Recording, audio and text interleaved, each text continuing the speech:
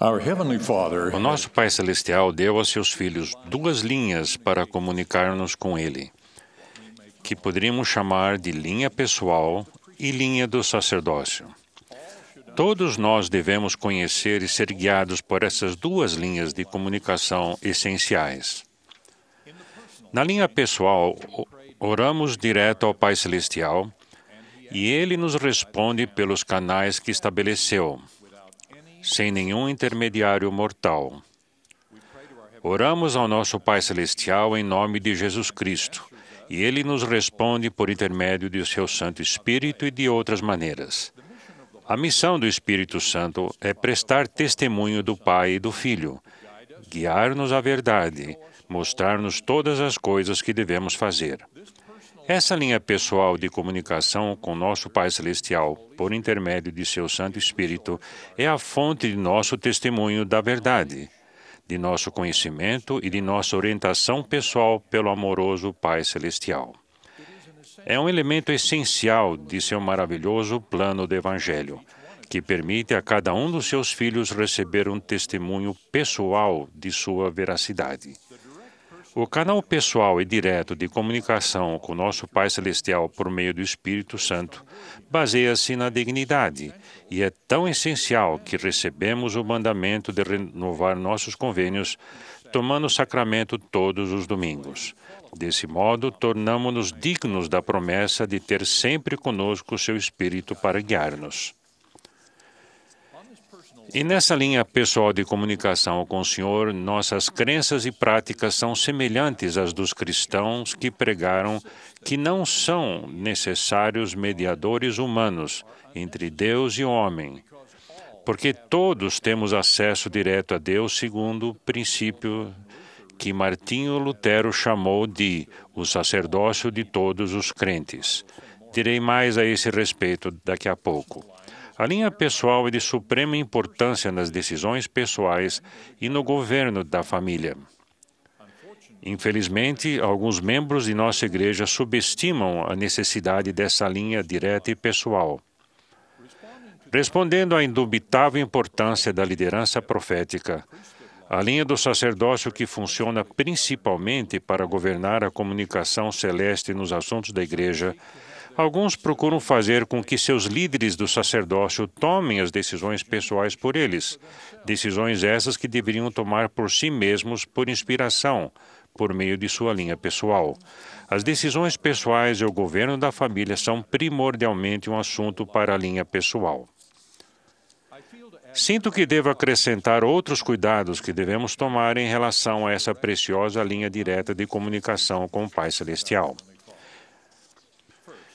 Em primeiro lugar, em sua plenitude, a linha pessoal não funciona independentemente da linha do sacerdócio. O dom do Espírito Santo, o meio de comunicação entre Deus e o homem, é conferido pela autoridade do sacerdócio, quando autorizado por aqueles que possuem as chaves do sacerdócio. Não vem simplesmente por desejo ou crença. E o direito da companhia constante do Espírito precisa ser confirmado todos os domingos ao tornarmos dignamente o sacramento e renovarmos nossos convênios batismais de obediência e serviço.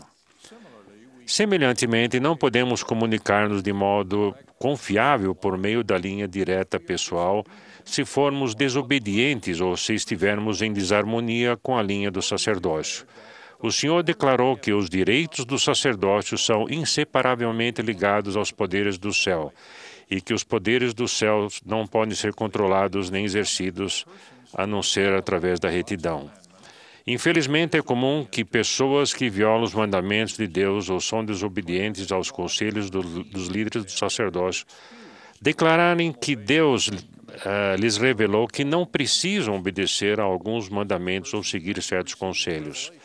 Essas pessoas podem receber revelação e inspiração, mas não da fonte que supõem.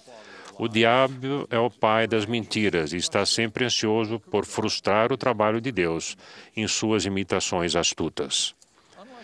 Diferentemente da linha pessoal, na qual nosso Pai Celestial se comunica conosco diretamente por meio do Espírito Santo, A linha de comunicação do sacerdócio tem como intermediários adicionais e necessários nosso Salvador, Jesus Cristo, sua Igreja e seus líderes designados. Devido ao que ele realizou por meio do seu sacrifício expiatório, Jesus Cristo tem o poder de determinar as condições que precisamos cumprir para qualificar-nos para as bênçãos de sua expiação. É por isso que temos os mandamentos e ordenanças. É por isso que fazemos convênios. É assim que nos qualificamos para as bênçãos prometidas. Tudo isso vem por intermédio da misericórdia e graça do Santo de Israel, depois de tudo o que pudermos fazer. Durante seu ministério terreno, Jesus Cristo conferiu a autoridade do sacerdócio que leva seu nome e estabeleceu uma igreja, que também leva o seu nome. Nesta última dispensação, sua autoridade do sacerdócio foi restaurada e sua igreja foi restabelecida por meio de ministração celeste ao profeta Joseph Smith. Esse sacerdócio restaurado e essa igreja restabelecida estão no cerne da linha do sacerdócio. A linha do sacerdócio é o canal pelo qual Deus falou a seus filhos por meio das escrituras do passado. E é essa linha pela qual ele fala atualmente por meio dos ensinamentos e conselhos dos profetas e apóstolos vivos e outros líderes inspirados. Esse é o meio pelo qual recebemos as ordenanças necessárias. Esse é o meio pelo qual recebemos chamados para servir em sua igreja. Sua igreja é o meio e o seu sacerdócio é o poder por meio do qual temos o privilégio de participar das atividades cooperativas, que são essenciais para a realização da obra do Senhor. Elas incluem a pregação do Evangelho, a construção de templos e capelas e o auxílio aos pobres. No tocante a essa linha do sacerdócio, nossas crenças e práticas são semelhantes às de alguns cristãos que pregam que as ordenanças autorizadas, sacramentos, são essenciais e precisam ser realizadas por alguém que tenha sido autorizado e comissionado por Cristo. Também acreditamos nisso, mas evidentemente divergimos de outros cristãos em relação a como essa autoridade chega até nós. Alguns membros e ex-membros de nossa igreja não reconhecem a importância da linha do sacerdócio. Subestimam a importância da igreja e de seus líderes e programas.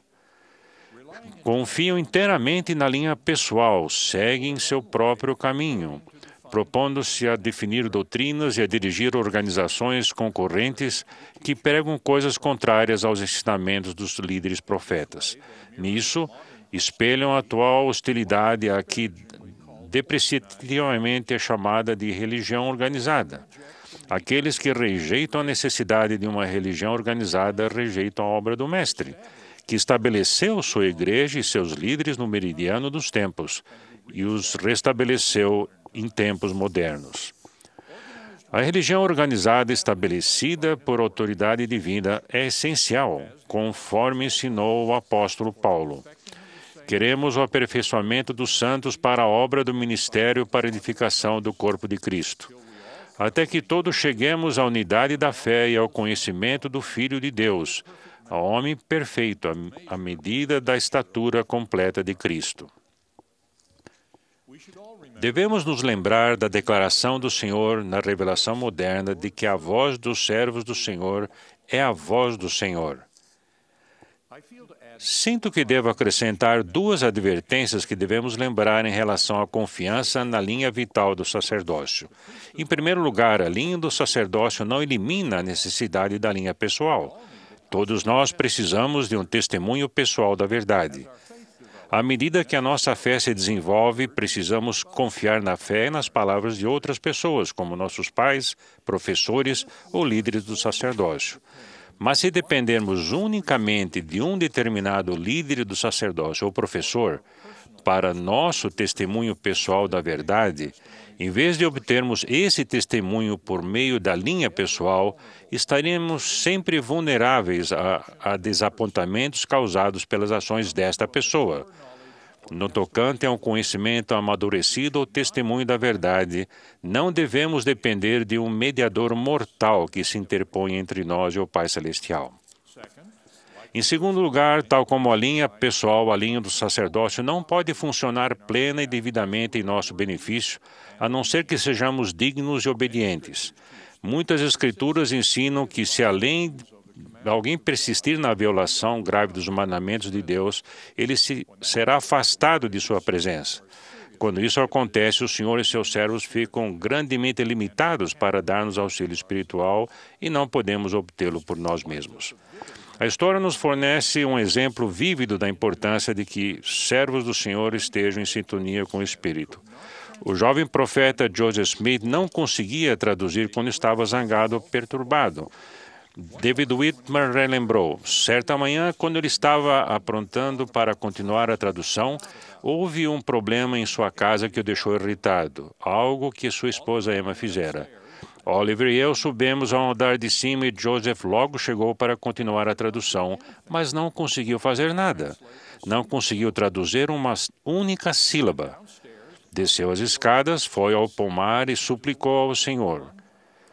Fiolou ali por 1 hora, voltou para casa, pediu perdão a Emma e então subiu as escadas para onde estávamos e a tradução prosseguiu sem problemas. Ele não conseguia fazer nada, a menos que fosse humilde e fiel.